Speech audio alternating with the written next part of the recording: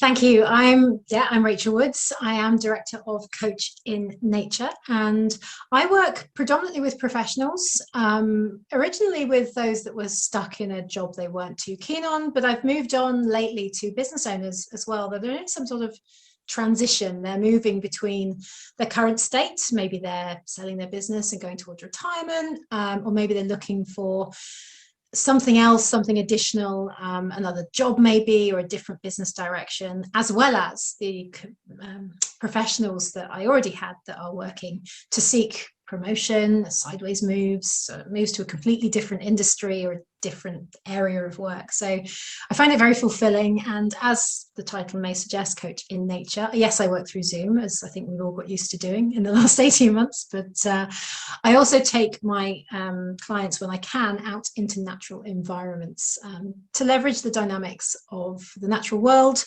and the physiological and neurological benefits of being in those spaces. So yes, that's me. It's a big question and it comes with multiple answers. So I'll give you my version of coaching, which aligns with the more purist sense. If you think about coaching and mentoring and counseling sitting on a spectrum of the helping, talking therapies, if you like, coaching isn't therapy, but it can be therapeutic in its own way. It isn't counseling. We avoid going into that space, but if we get drawn that way, there's ways to move away from it. And it's not quite mentoring, although I do have a little bit of that in my toolkit. It is quite useful, but I don't start questions with things like, you should. It's more about, have you thought about, let's explore that. So coaching in my world, my style of coaching is very much about self-efficacy. It's very much about supporting somebody by facilitating their thinking, maybe asking some broadening questions, maybe asking some spiky questions, or some that are geared up to elicit those things that we hide from, that we avoid answering for ourselves. And that's where I think coaching has most of its power.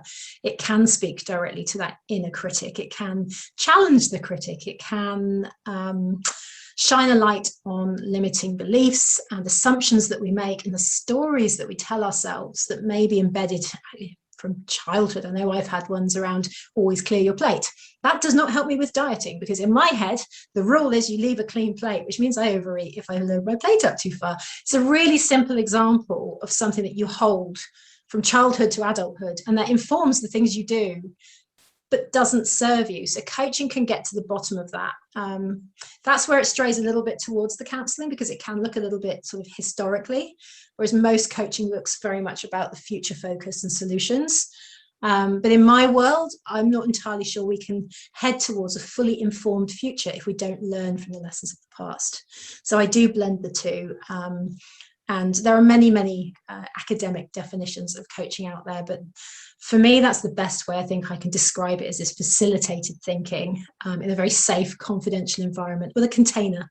We can literally put our thoughts into that container and leave them with our coach for safekeeping, take them with us, unpack them, play with them, keep what's useful, chuck away what's not useful, and look at the other stuff in between and make use of it to inform a path that gets you to the goals and ambitions that you've set for yourself.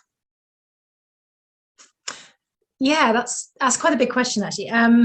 There's a lot of different coaching approaches. Mine is eclectic, to say the least. So from my job title, my business title, if you like, then, you know, Coach in Nature does suggest that nature forms a big part of my coaching approach. And it does, but it's not the be all and end all. It's the tool that I use, one of the tools that I use. And coaching can have many approaches. So I know coaches that work on mindset specifically, confidence specifically. They use particular tools.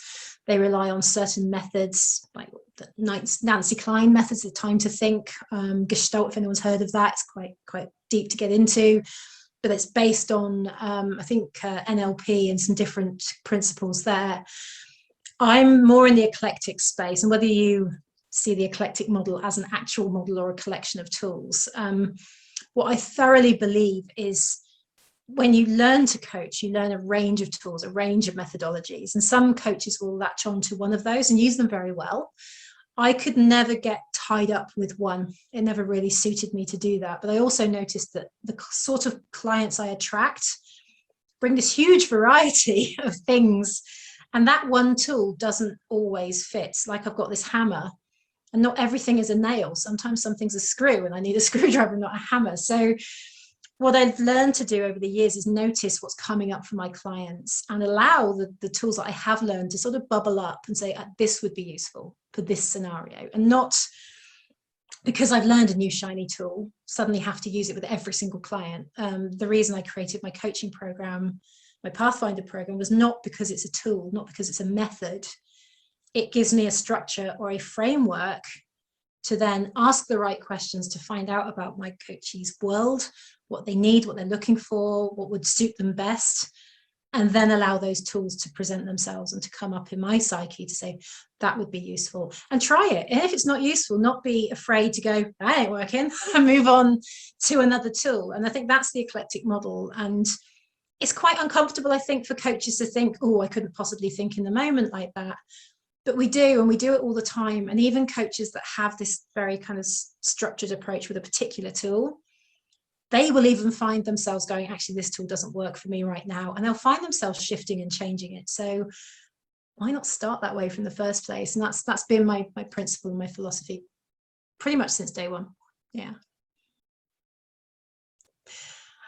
This came up this week, actually, with a coachee, and I thought, I think we should all ask ourselves this question every now and again, just to make sure we're not getting sucked into being defined by the jobs that we do.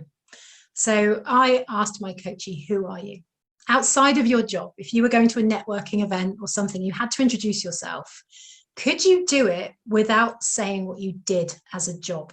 How much does your job define you? So I asked her 3 times, who are you? And the first time, no real answer. Oh, that's why I'm with you, isn't it? Like, okay, well, I'm not going to tell you. And then we got to the second time I asked it, and some things started to come up because we'd been talking about stuff that didn't involve the business.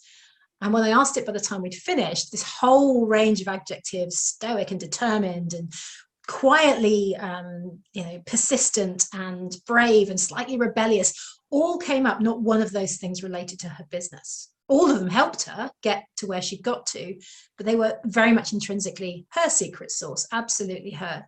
So I would ask you, go for a walk, because I always encourage people to do that, get some fresh air if the weather isn't too awful, which I think is quite mild at the moment, hopefully wherever you are.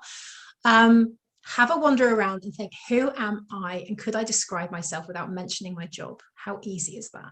So yeah, who are you?